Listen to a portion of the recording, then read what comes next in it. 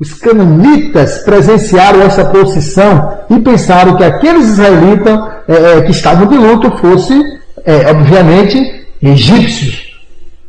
Mais adiante, as escrituras declaram que os cananitas nomearam aquele lugar de Abel Misraim, que significa Campina do Egito ou Lamentação dos Egípcios. Vamos seguir para a maior e a mais famosa história sobre a peregrinação dos israelitas na terra do Egito. Essa é a história de Moisés. Muitos anos se passaram após a morte de José. Seus irmãos e toda aquela geração que entrou no Egito, na época em que ele era vice-governador. Houve um crescimento populacional imenso dos hebreus na terra do Egito. E por causa disso, ele já não era mais visto como bons hóspedes. Agora os egípcios os consideravam como seus inimigos e os escravizaram. Por causa do constante crescimento da população hebreia, os egípcios decidiram impor sobre eles seus próprios métodos para o controle da natalidade.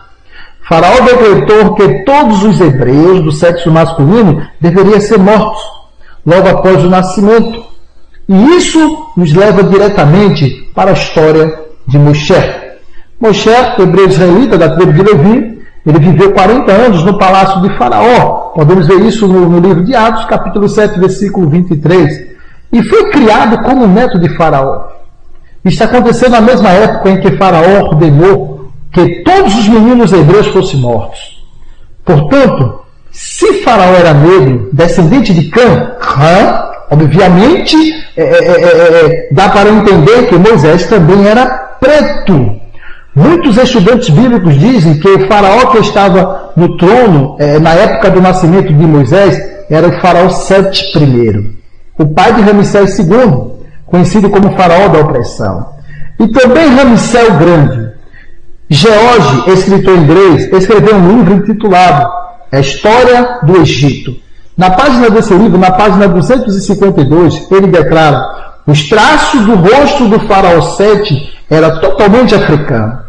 Ele tinha um rosto tempestuoso, nariz largos, lábios grossos e queixo pesado.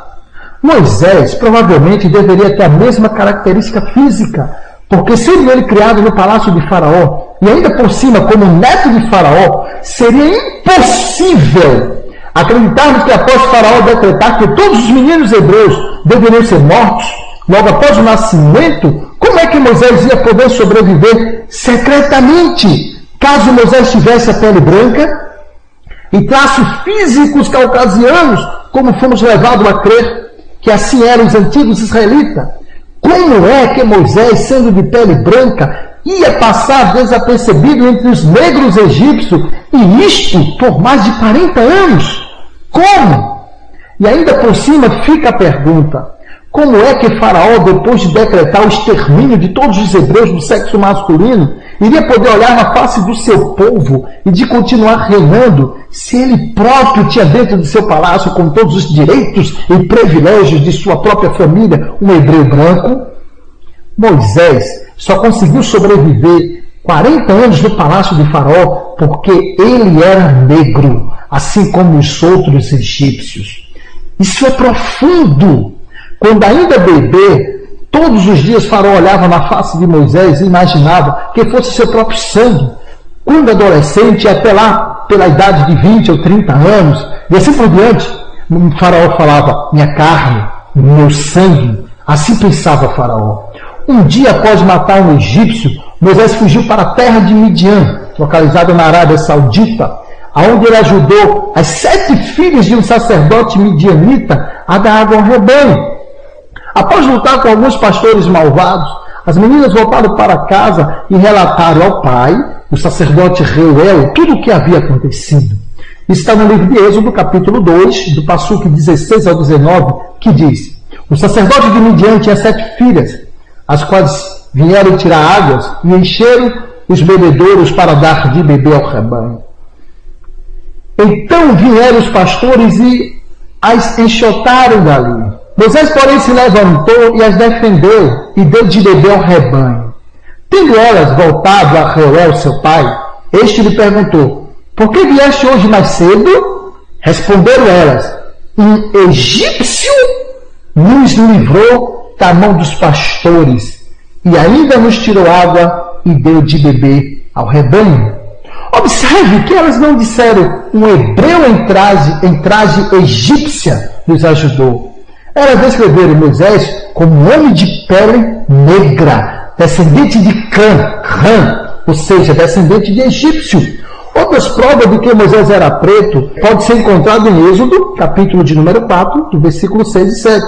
Nessa passagem, o Eterno está revelando a Moisés sinais e maravilhas para provar aos filhos de Israel que era ele, o Eterno, que estava enviando Moisés. O Eterno disse a Moisés para pôr a mão direita sobre o peito, e assim ele fez. E quando ele retirou a mão, ela estava leprosa, ou seja, branca como a neve. Se caso Moisés fosse branco, qual seria o sinal maravilha que o Eterno estava querendo mostrar em tornar algo que já era branco em branco? Mas desde que Moisés e os demais israelitas eram um povo de pele negra, este então era um grande sinal, um milagre poderoso, tornar a pele de sua carne em oposta. O versículo 7 desse contexto diz que o Eterno disse a Moisés para colocar novamente a mão no peito. E eis que ela havia se tornado como o restante da sua carne. Ou seja, isso significa que o restante do seu corpo, ou seja, o tom da sua pele, era diferente de branco, o oposto, que é o preto. No livro de Números, capítulo de número 12, versículo 1, Miriam e Arão, o irmão de Moisés, se queixam por ele ter casado com uma mulher etíope, mas não porque ela era negra, e sim por ser de outra cultura, outra nação, outra crença. O comportamento deles desagradou ao Eterno, e no versículo 10, lemos que o Eterno tornou Miriam leprosa, ou seja, branca como a neve. Outra vez, Miriam, que era uma hebreia, se ela fosse de pele branca, qual teria sido a maldição? Em tornar a pele dela de branco em branco? Levítico capítulo 13, no verso 2 e 4, são mencionadas manchas lustrosas ou branca na pele. Manchas lustrosas significa uma mancha mais clara que o tom normal, ou seja, marrom ou escuro, uma pele preta. Moisés disse no versículo 6, ele diz assim: o sacerdote o examinará novamente ao 7º dia. E atenção, se a mancha se tornou escura e se a praga não estendeu pela pele, o sacerdote o pronunciará limpo. A pele tornou-se escura, ou seja, voltou à tonalidade original. Homens e mulheres de pele escura, com manchas cobrindo parte de seu corpo, são considerados parcialmente leprosos. Mas se todavia a praga da brancura cobrir todo o seu corpo, isto é, da cabeça aos pés, então é a lepra limpa. Mudou por completo o tom de pele, como por exemplo os albinos. As pessoas que tinham esse tipo de lepra nas escrituras, podemos classificá-la como albinos. E esses albinos eram os únicos hebreus brancos que existiam no período bíblico. Era uma minoria. Se na antiguidade Israel fosse um povo de pele branca, então por que as escrituras só fazem referência ao tom de pele deles, tornando branco em caso de lepra? Em 2 Reis, capítulo de número 5, versículo 27, diz assim: portanto a praga de Naamã se pegará a ti e a tua descendência para sempre. Então saiu de diante dele leproso, branco como a neve. É fato comprovado que as escrituras sempre mencionam a lepra no contexto da pele, tornando-se branca por causa da doença ou com relação específica ao castigo por algum tipo de pecado. Vamos ver mais. No livro de Atos dos Apóstolos, no capítulo de número 21, no versículo de número 37 e 38, declara que Paulo, Shaul, o apóstolo Shaul Rachalia, foi recolhido à fortaleza pelo capitão-chefe. Paulo falou ao chefe em grego, pedindo-lhe permissão para falar com ele. O capitão-chefe ficou surpreso quando ouviu Paulo falar com ele em grego.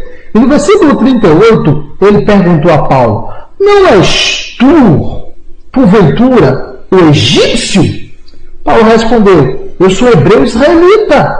Observe, Versículo 37. Quando Paulo ia sendo recolhido à fortaleza, disse ao comandante: é-me permitido dizer-te alguma coisa? Perguntou ele: sabes o grego? Não estou porventura o egípcio, que há tempo conduziu